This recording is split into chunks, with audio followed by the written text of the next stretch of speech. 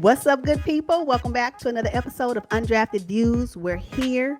We talk sports from the sidelines, and today we're going to discuss who won the mid-season trade deadline for the Western Conference. Let's get into it.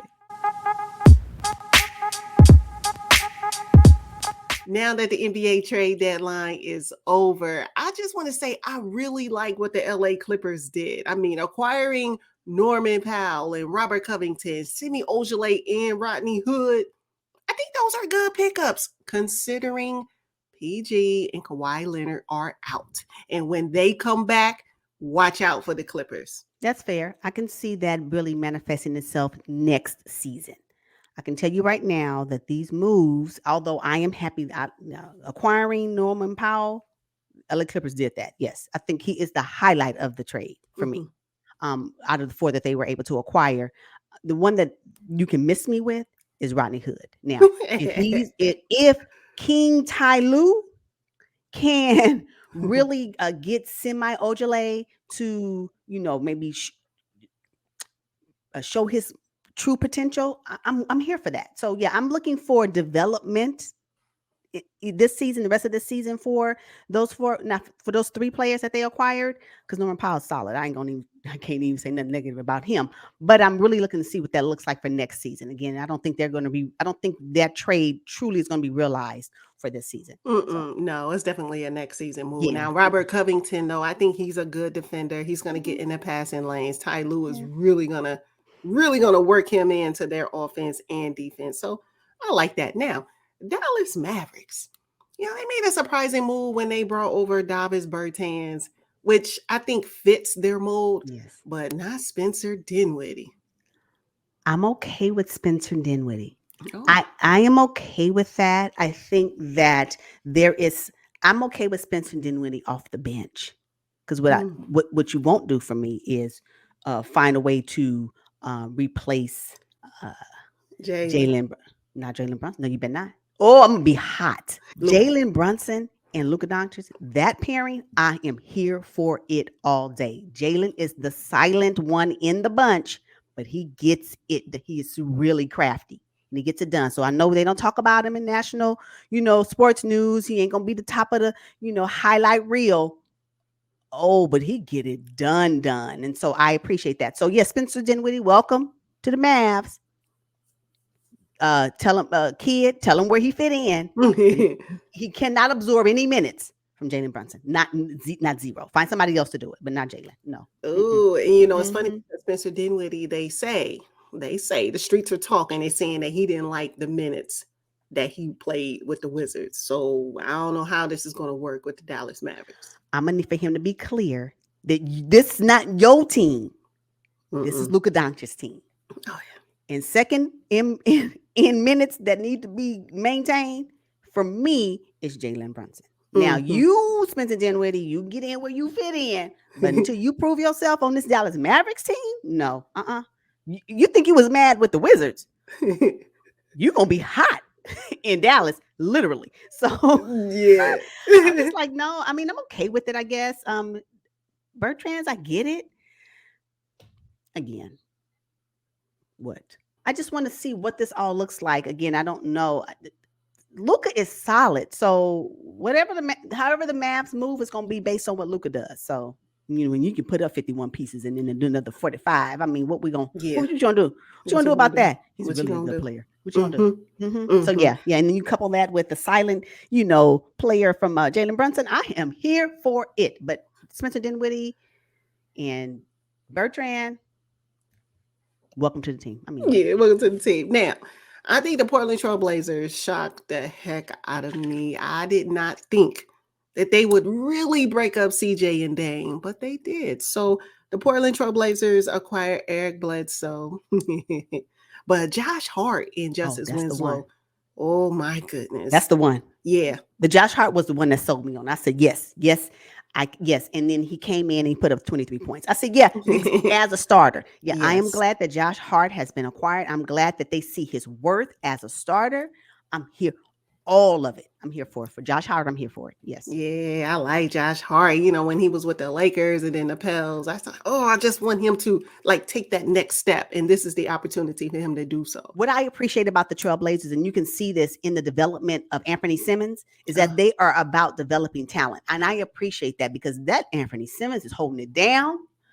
He is holding it down while Dame is out. And wow. Wow. Anytime you don't have your core, and at that time it was CJ and Dame on the court, and you blowing out teams, i.e. Lakers, you said Gold and AD, and it's just like, what? So yeah, no, I'm here for it. I'm looking forward to seeing what the Blazers do next season. This mid-season trade for me wasn't about this season. I don't think so, because you're missing Dame. Yeah, he ain't coming back. And I'm still questionable if Dame will even still be on the roster next season. Oh, that's still a question for me. No big deal, because Anthony he's ready to fill those shoes. No big deal. Not at all.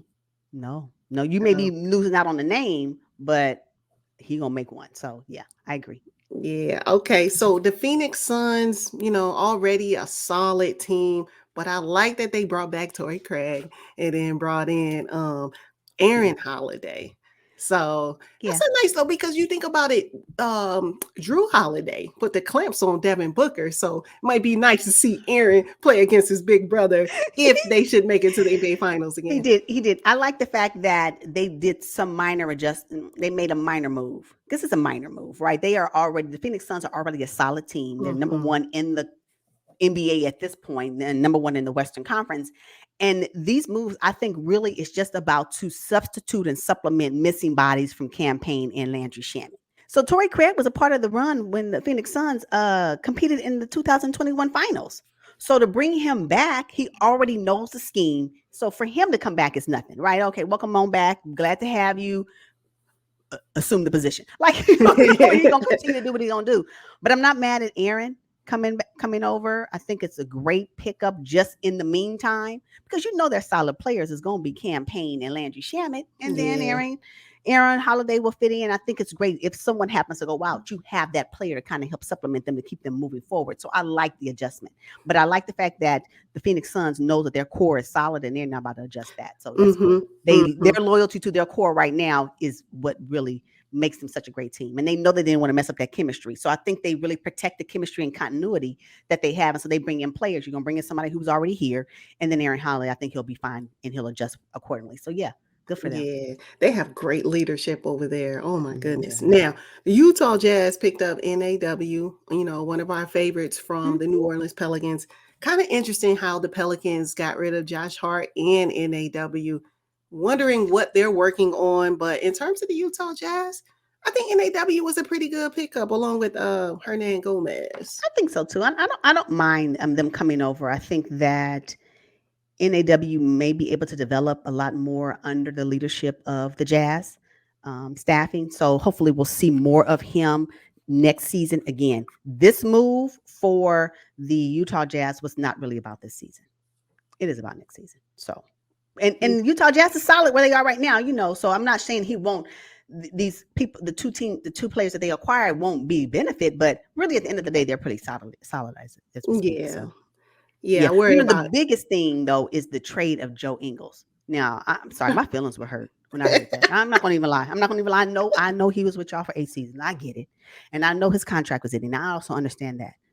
But Joe Ingles hurt himself on the court playing for y'all. You can wait till he recovered to trade. Like mid-season, like I'm talking about 2 weeks removed from an injury. I know. I didn't like it. It just left a sour taste in my mouth. Jazz, don't do that to Joe Ingles. And then to see his post, like he was hurt. Like, yeah, me too. Yeah, Joe. Yeah, that was messed up. But, Joe Ingles is down with the New Orleans Pelicans now, along with CJ McCollum and Larry Nance. So hopefully when Joe Ingles recovers completely, he can kind of move back into his potential six man of the year role for the New Orleans Pelicans. I like CJ McCollum down in New Orleans, though. Let me tell you about that veteran presence that they need on that roster. And CJ McCollum is so professional, so loyal, and he doesn't mind going there. I read a really good, I don't know if there was an article where he said Goodbye Portland or something. It was where he wrote the article himself that was published in one of their news, whatever. Very good article. I like CJ McCollum as a person, number one, as a professional, number two, and he's really a good player, a solid player, number three. So I just like the fact that the Pelicans have realized that they need some type of veteran presence that's going to help move them forward. And I think CJ McCollum is a great fit for what their future looks like. And he's going to become, can you imagine CJ, BI, and Zion? Oh, yeah. That is going to be a good look. And I think just him being who he is will really help shape what the next phase of the New Orleans Pelicans will look like. And I think the New Orleans Pelicans needed something different to help move them to the forefront. So, yeah, I'm really happy about the move with CJ McCollum. Oh, absolutely. Yeah. Now, the Houston Rockets, can we talk about Steven Silas? And God, he just had a string of bad luck. They now have Dennis Schroder. Hey, welcome back to the Houston Rockets, Dennis Schroder. And they picked up Enes Freedom. I mean, golly, could they just didn't acquire any significant talent. I'm hoping Schroder can bring something like the old Dennis Schroder because, golly, the Houston Rockets, it's just become a dumping ground. Yeah, and I don't like it. I don't like it. I don't think it's fair to the NBA entity as a whole to have a team like the Houston Rockets be a dumping ground. No, I don't think that's right. Yeah. And I need for the Houston Rockets organization to stand up against it. It doesn't. You know what, Coach Silas has not gotten a break since he was hired. How many more seasons must he go through with this mess? Yeah. He walked into a dumpster fire and it is still ablaze. I just can't. It ain't right. It's not right. The Houston fan base, the Houston Rockets organization need to take a stand because this right here is just not fair. Yeah. And I really feel bad for Silas. What do you expect me to do as a coach with this? How am I supposed to manage this? I know. It's pretty sad. Maybe they can drum some money to acquire Goran Dragic once he's bought out to help, bring something to the organization. I just don't know. They got to figure something out. Big time and quickly. Now the San Antonio Spurs picked up Josh Richardson and Romeo Langford from the Boston Celtics.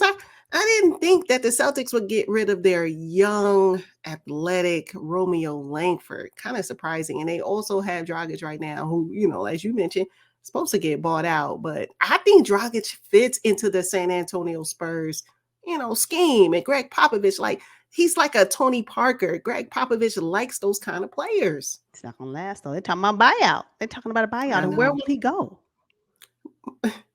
He's going back to the Heat. I'm telling you. I don't know. I don't want him to see him back in the Heat. Oh, okay. No, not what they got going on. Not what they got cooking. Yeah. Okay. Now, the Sacramento Kings, they picked up a bunch of players. Now, when they got rid of Tyrese Halliburton, everybody, I think, was like, what? Why would you break up Halliburton and Fox? And you got Davion Mitchell down there. Maybe Davion can show up more. But they picked up Dante DiVincenzo, Josh Jackson, Trey Lyles, and I think the biggest pickup is Domantas Sabonis. We'll see. He looked pretty good next to De'Aaron Fox. And they picked up Justin Holiday and Jeremy Lamb as well. Gutted it out. They said, whoever we had, goodbye. Again, pickup won't be realized this season, maybe next season, and probably that's what the Kings need. The Kings, for me, are like one of those, like the Houston Rockets. When are we going to start seeing them, be better discussed, become a better team? Can they please make it to the 10th spot? When are we going to see that? And that's what I'm looking forward to. And hopefully Alvin Gentry can help with that now that he has probably the players that he helped bring over. Sometimes that helps. So we'll see what that looks like. But yeah, the Kings. Okay, we'll see. Yeah. All right. So now all the moves made, NBA trade deadline, the Western Conference, who won the trade in your eyes? I'm going to say it's probably the Dallas Mavericks. Oh. I think so. I think the Dallas Mavericks because of the Davis Bertans pickup. I think so. So we'll see. What about you? I have the Los Angeles Clippers winning this. Yeah. Yeah, Norman Powell teamed up with PG and Kawhi. Once healthy, it's a next season move. Okay. You know? Fair enough. Yeah. Next season move, new arena move. Yeah. Okay, that's fair. I can support that too. So we'll see. But I think that all the trades in the Western Conference is really about next season. I don't see anything in this Western Conference trade, midseason trade process was anything geared toward a really huge benefit for this current season. I don't see it. Suns already good. Mavs already got their solid. So yeah. Okay. Maybe the Pelicans though. The Pelicans made some huge run. Now they're kind of, tiptoeing in the play-in tournament, and with CJ McCollum's leadership and experience, maybe. Yeah, they'll make the play. If they do make the play-in tournament, that's where it would end. They're not going to see a postseason run. No, they're not this season. They won't see a postseason run this season. No, I don't think so. And do we consider the play-in tournament postseason? Nah, it's like limbo. You're trying to get there. The transition period. Okay. Yeah. So they'll make the transition period to the postseason, but they will not come out of it. All right, you guys, we're going to wrap up this episode on the NBA midseason trade deadline for the Western Conference. Make sure you drop down in the comments and let us know who your winner is, and we will see you guys on the next one. But until then, peace. Peace, y'all.